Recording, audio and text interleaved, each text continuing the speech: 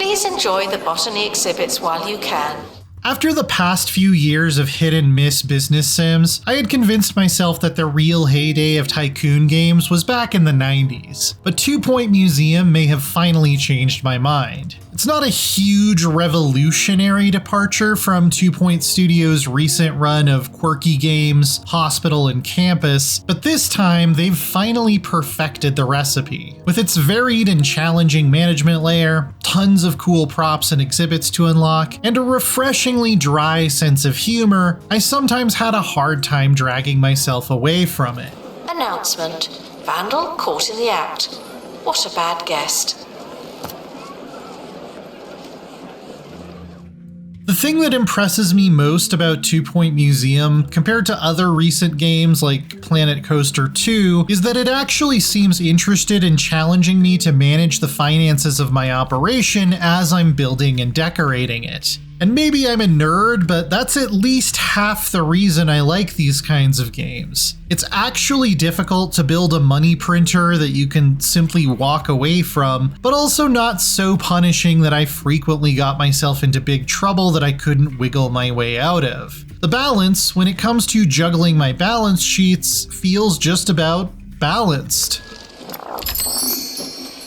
There are lots of useful tools to help you pull this off. The whole interface seems cleverly built to group relevant information together and makes it really easy to quickly take action on common problems. The pay review screen for your staff is a great example. I can sort everyone in the museum by how satisfied or dissatisfied they are with their salary, then adjust it with a slider without having to even open up another menu. Then you get to watch their satisfaction change almost immediately, all from that screen. It's so effortless to navigate all of these complex considerations when so much thought has been put into how to organize it all in a way that makes my job more convenient. Whether I'm setting up a new exhibit or decorating the employee break room, everything is done in 2 Point's whimsical, cartoony, almost claymation-like style. I might be displaying a fossil of a floppy disk or artifacts from a planet inhabited by cheese-loving aliens, but Museum leans into it all. Admittedly, I've never been particularly charmed by this shtick in previous 2 Point games, and I'm still not, but it's at least distinct and consistent. And the PA announcements are often actually quite funny. Guests are reminded not to overstay their welcome. Some of you are getting awfully close. Thank you. Changing the focus from running a school or a hospital to a museum does 2 Point a lot of favors though. When my goal is to impress my guests using elaborate displays, lots of little decorations, and floor plans that make sure they have to exit through the gift shop, I find myself zooming way down and paying a lot of attention to how everything might look at eye level. On one of my favorite maps, I got to design a haunted house experience, complete with cursed artifacts and eventually actual ghosts who can break out and cause mayhem if they don't get their weekly therapy appointment. So yeah, simulation is used a little bit loosely here, and 2 Point is all too happy to embrace goofiness over reality, but it works. Spirit exhibits are feeling unhappy. Don't upset the dead.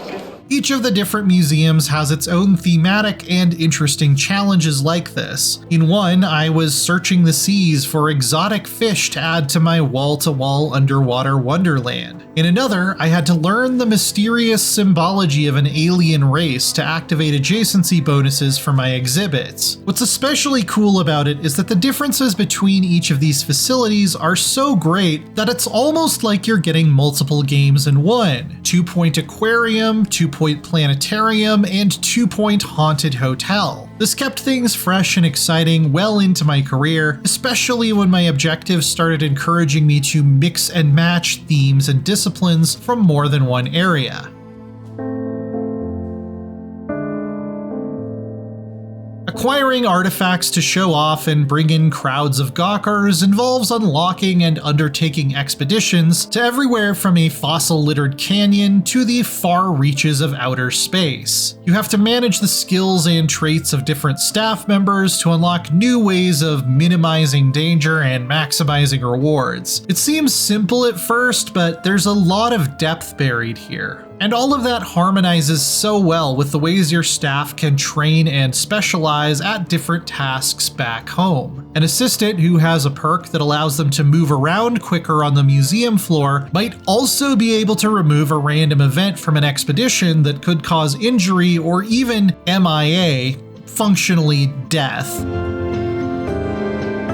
There's a great progression from simpler, quicker, and lower risk outings that bring back less impressive attractions to long, deadly, and elaborate ones that can require several high-skill staff members and craftable items to tackle. The option to go for a quick, safe, or detailed approach adds more strategy and nuance. Increasing the survey level of a site also increases the chances of getting higher rarity versions of your exhibits, and that presents a compelling reason to come back to places you've already been.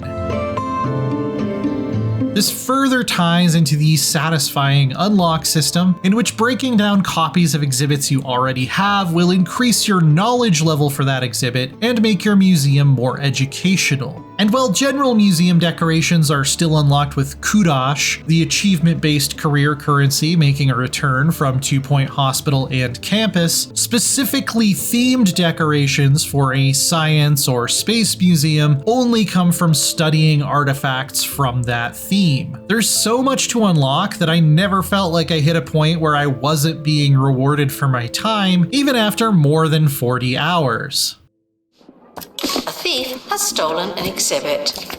I never liked that one anyway. The only major part of the 2 Point Museum formula I didn't love was having to deal with crime. As your museum becomes more prestigious and displays higher value items, it will increasingly be targeted by thieves and vandals who can really ruin your day, up to and including stealing entire attractions that may have taken hours to acquire and level up. Hiring more security guards and having one permanently posted up at each entrance is usually enough to deter most evildoers, but you're supposed to eventually set up camera rooms that I felt have too small of a coverage range, which monitor cameras that don't protect very much floor space and conflict with a lot of other necessary wall items. It gets to the point where I found it frustrating to find space to cram them in. As Ben Franklin once said, "Those who would give up essential wall space to purchase a little temporary security deserve neither."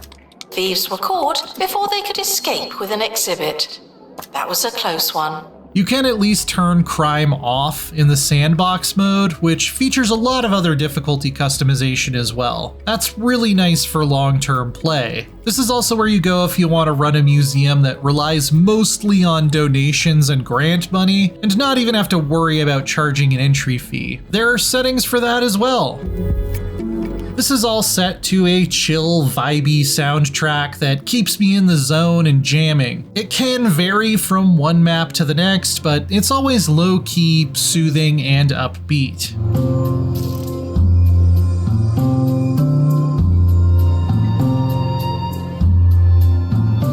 2 Point Museum is a rewarding, deep, challenging, and highly entertaining tycoon game that demonstrates 2 Point Studios has really hit its groove with this third iteration of the idea. The variety of different exhibits to unlock and level up, the thrill of discovering new expedition maps, and the array of clever and easy-to-use management tools make designing and running a museum joyful and consistently rewarding. I've sunk more than 40 hours into it already, and I think I could easily see doubling that without running out of stuff to do. Call the curator. They're really going to want to take a look at this.